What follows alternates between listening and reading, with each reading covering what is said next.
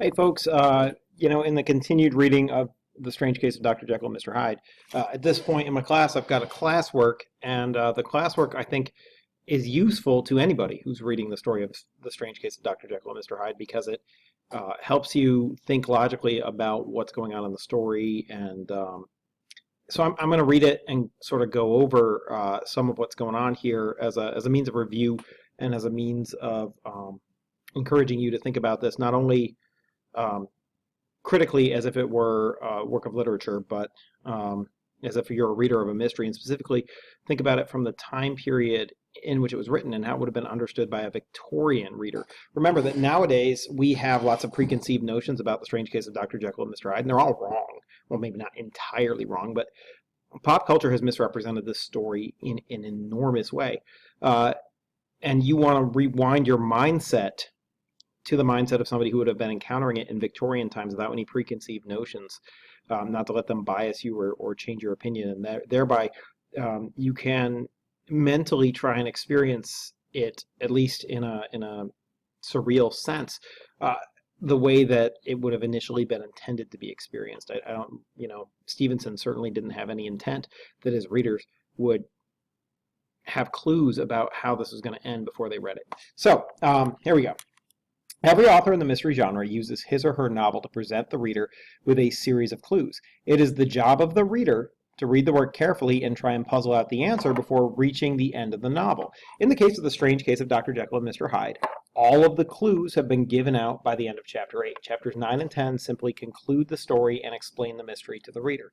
So, imagine that you're a Victorian reader trying to piece together the evidence and unravel the mystery. Your assignment is to come up with a theory that is consistent and backed up by the evidence. Ignore this bit, it doesn't matter. So I've made a cheat sheet below that I'm going to go over. Your job, if you were in my class, would be to refer to that cheat sheet of evidence and then use specific detail from the story and come up with a theory that explains the events of the novel and answers the following questions. So you'd have an overall global theory, and then you'd provide answers to the 10 questions, like what is the relationship between Dr. Jekyll and Mr. Hyde? There's lots of possibilities. If you're a Victorian reader and you're not biased by pop culture, then did Jekyll, who seems to be a mad scientist, a la Frankenstein, make up some sort of a creature? Is Hyde his creature? That's a possibility. Is Hyde his illegitimate son from some disgraceful act earlier in his life? Their age discrepancy might suggest that. There's lots of possibilities here. So what is the relationship between Dr. Jekyll and Mr. Hyde? Why does Jekyll have the disappearance clause in his will? Why does everyone who sees Hyde hate him, even people who don't know him or his history or anything about him? They see him and there's a shudder that runs down their spine and they feel like he's deformed.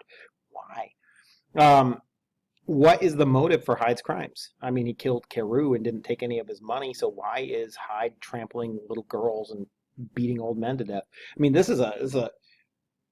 he's victimizing the weakest elements of society. I mean, it'd be like if I went to an elementary school and waited for some kid to come out and beat the tar out of him, and then immediately went to a nursing home and waited for some old guy to come out and beat the tar out of him. Like, why would you do that? This is a despicable crime, simply based on the discrepancy in abilities between the perpetrator and the victim.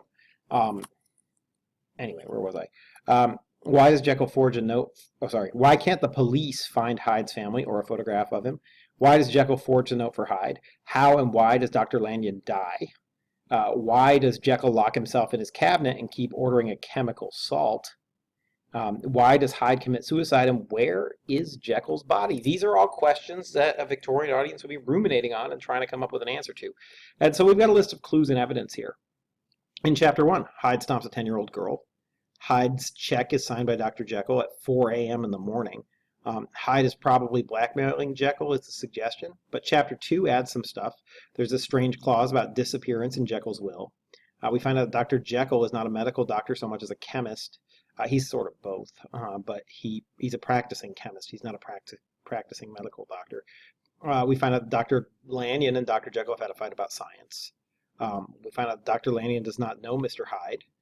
We get Hyde's description: young, ape-like, dwarfish, feels deformed, everyone hates him. We find out that Hyde has a house in Soho, a bad part of town. and that the door is a back way to Dr. Jekyll's. Lots of information there. Chapter 3, we get Dr. Jekyll's description. He's older, he's tall, he's large, he's well-formed, he's very likable. And then we find that Dr. Jekyll says he can be rid of Hyde whenever he likes, that Dr. Jekyll is determined to keep Hyde in his will no matter what and thinks it's the right thing to do.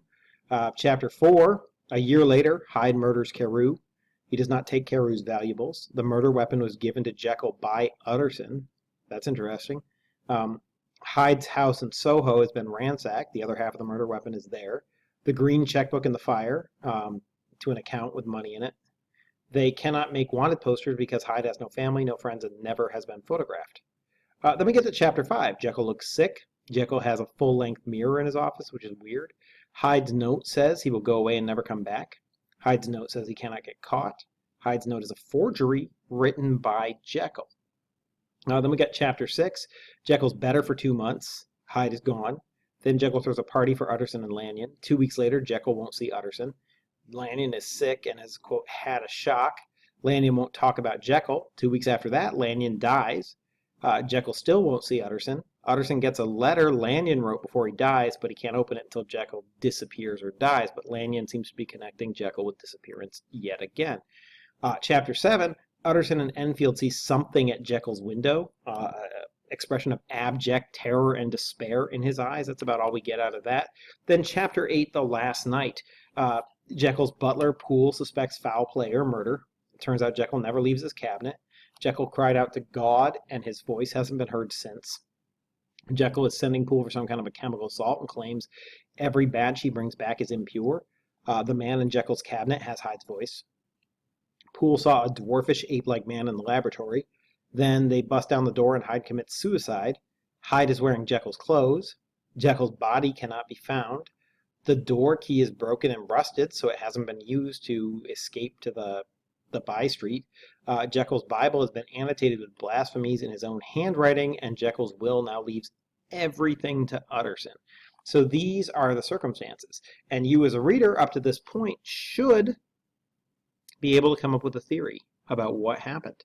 And certainly as a Victorian reader, you'd be doing that. And maybe discussing it with your friends. Who knows? So anyway, it's worth thinking about, trying to come up with a consistent theory and trying to match all the evidence. But the next chapter is going to start to unravel that for you. One of the fun things about The Strange Case of Dr. Jekyll and Mr. Hyde is that it is written in an asynchronous way. So the first 8 chapters are synchronous and they tell a story. Then chapter 9 is going to be going back to this. Utterson gets a letter Lanyon wrote before he died. He can't open it until Jekyll disappears or dies. Well, Jekyll's disappeared. They can't find his corpse. So now Utterson goes back and reads that letter. Well, when was that letter written? Well, it turns out that we can place it. Well, I'll probably go over this again in the next video. But it turns out we can place it here somewhere in this area of the story. After Jekyll throws a party, and before Utterson goes to see Lanyon. And then we'll get another chapter after that. So, and you can sort of place these events on the timeline. So you want to have a timeline in your head of everything that's happened so far and be able to place the following chapters in it. All right, I'm going to shut up and go record chapter 9, the letter from Dr. Lanyon.